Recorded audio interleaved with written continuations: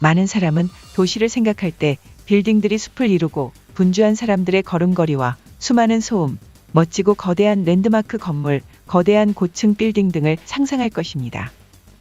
하지만 우리는 잘 모르지만 처음 만들어질 때와는 다르게 거의 완전히 버려져 으스스하고 황량한 수많은 유령 도시가 있으며, 이러한 유령 도시는 작게는 수십 가구에서 크게는 대도시를 방불케 할 만큼의 거대한 도시도 있습니다. 오늘은 전 세계 버려진 유령 도시 중 우리가 미처 상상하지 못했던 7개 버려진 도시를 살펴보겠습니다.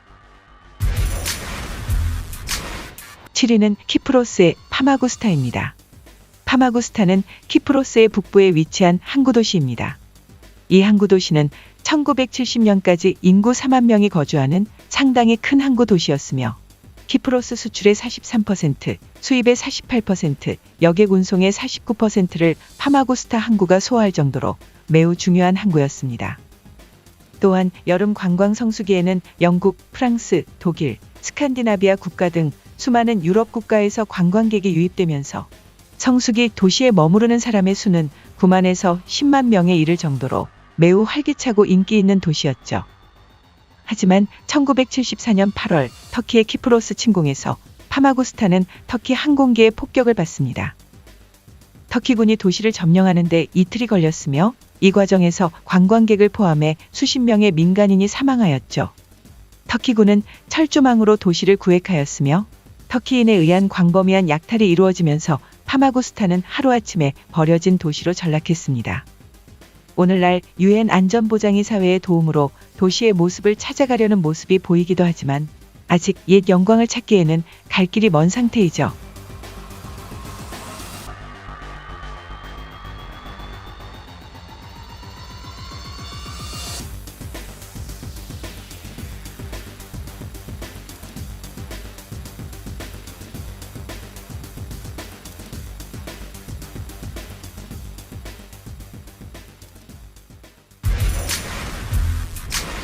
다음은 중국의 템즈타운입니다.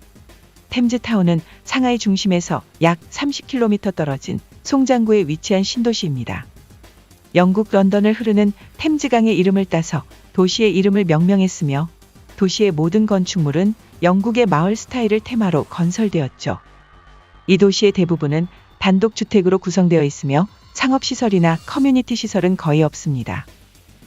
처음 건설 당시 주택은 빠르게 매매되었지만 투자나 세컨하우스 목적으로 매매가 이루어졌기에 주택 가격은 가파르게 올랐으며, 상대적으로 부유한 사람들이 이 지역 주택 대부분을 구매하였죠.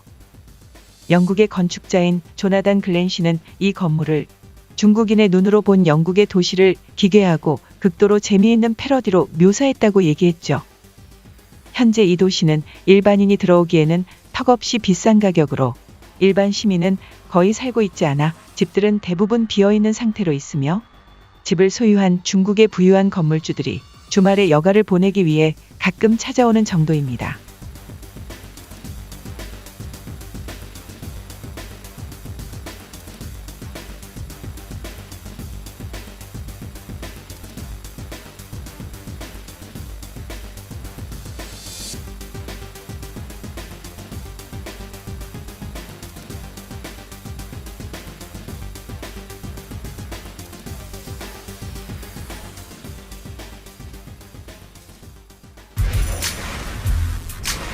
(5위는) 우크라이나의 비쇼로드 라이온에 위치한 체르노빌입니다.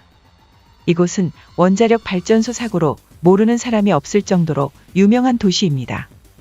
1986년 4월 우크라이나 소비에트 사회주의 공화국의 체르노빌 원자력 발전소에서 발생한 폭발로 인해 방사능이 유출된 사고이죠. 이 사고로 원자로 4호기의 천장을 파괴하였으며, 파괴된 천장을 통해 다량의 방사성 물질들이 누출되었습니다. 발전소에서 유출된 방사성 물질로 심각한 방사능 오염을 일으켰으며, 그 당시 지도자였던 고르바초프가 직접 나서 수습하려 하였지만 사태를 수습하기에는 사고의 규모와 심각성이 너무 심하였습니다. 어떤 전문가는 체르노빌 원자력 발전소 사고가 소련 붕괴의 결정적인 원인을 주었다고 평가하기도 하였죠. 이후 체르노빌 주민들은 모두 이주하여 현재는 유령 도시가 되었지만 소수의 사람이 여전히 그곳에 살고 있으며, 체르노빌 출입 금지 구역의 감시 인력과 행정 인력도 도시에 주둔하고 있습니다.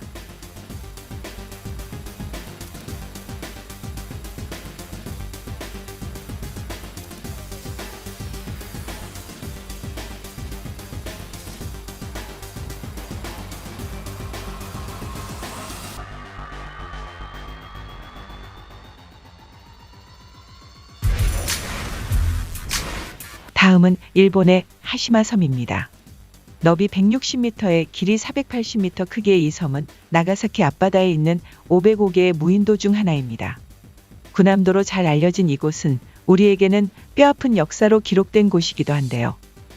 이 섬은 일본의 급속한 산업화를 상징하는 동시에 제2차 세계대전 중 강제노동을 했던 일본의 전쟁 범죄를 상기시키는 섬이기도 합니다. 이 섬은 해저 탄광을 운영하기 위해 1887년 최초 조성되었으며 노동자와 그 가족들의 이주로 1959년에는 인구 5,259명에 이르는 인구 밀도가 매우 높은 지역이기도 하였죠. 특히 2차 세계대전 당시에는 한국과 중국의 전쟁 포로들이 이 광산에서 강제로 노동하게 되면서 광산의 수익은 최고에 이르게 됩니다.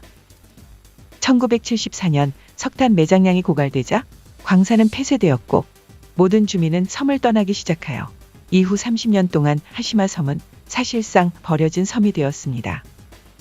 하지만 이 섬은 이후 상당한 논란을 일으켰는데요. 2009년 일본은 이 섬을 유네스코 세계문화유산으로 지정하려 하였기 때문입니다. 이는 전쟁포로 노동시설로서 세계문화유산으로의 지정은 합당치 않다는 한국 정부의 강력한 반발이 있었기 때문이죠. 하지만 이후 일본은 관광객들에게 이 섬의 어두운 과거를 인정하기로 합의했고 이에 따라 한국 정부도 반대를 철회했죠.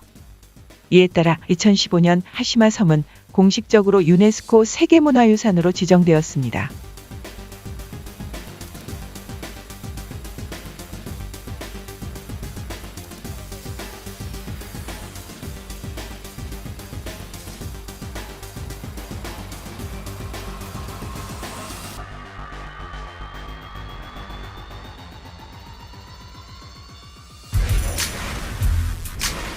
(3위는) 아파지아 공화국의 아카마라입니다. 아파지아 공화국은 흑해와 코카서스 산맥 사이에 위치하고 있으며 세계 대부분의 국가에서 국가로 인정하지 않는 공화국입니다. 이곳의 역사는 1991년 소비에트 연방의 붕괴와 1993년 조지아와 아파지아 전쟁으로 시작되었으며 그 결과 아파지아는 그루지아로부터 독립을 선언하게 되었죠. 아파지아 공화국의 도시 아카마라는 탄광업을 전문으로 하는 광업 도시였습니다. 도시 건설은 스탈린 시대에 시작되었으며 호텔과 학교, 병원, 식당, 문화공간 등 모든 필수 인프라가 있는 5층짜리 주거용 건물 12개로 구성되어 있죠. 하지만 조지아와 아파지아 전쟁 이후 아파지아 50만 인구의 절반을 차지한 조지아인들은 대부분 이곳을 떠났으며 소비에트 연방이 1990년대 공통으로 겪었던 대폭적인 산업 감소는 아카마라 탄광을 비롯해 총 8개의 탄광을 모두 폐쇄하기에 이릅니다. 탄광으로 인해 1989년 2만 명 이상이던 이곳의 인구는 2004년 4,800명으로 급감했으며 현재는 35명에 불과하죠.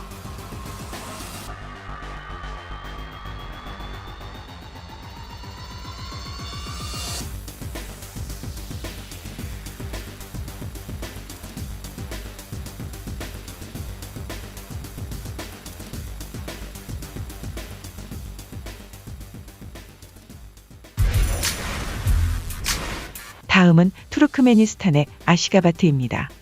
투르크메니스탄은 중앙아시아의 북한으로 불리는 전 세계 최악의 독재 국가 중 하나입니다. 끔찍한 대통령 사파르 무라트 니아조프의 통제 속에 있던 구소련 국가인 투르크메니스탄은 번영된 조국의 모습을 보여주고 주민들에게 희망을 주기 위해 이 도시를 건설하였습니다.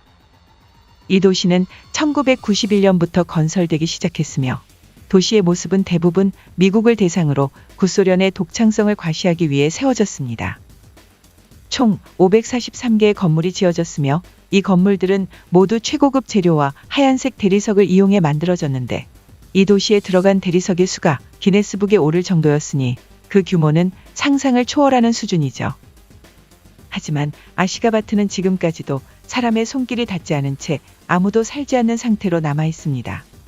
정부는 막대한 석유 및 가스 수입으로 이 도시를 건설하는 데 사용하였기에 일반 국민이 이곳에 살기 위해서는 엄청난 비용을 지불하여야 하죠. 하지만 1인당 GDP가 $7,000 정도에 불과한 투르크메니스탄 국민들에게 이 도시는 마치 그림의 떡과도 같은 도시가 되고 말았습니다.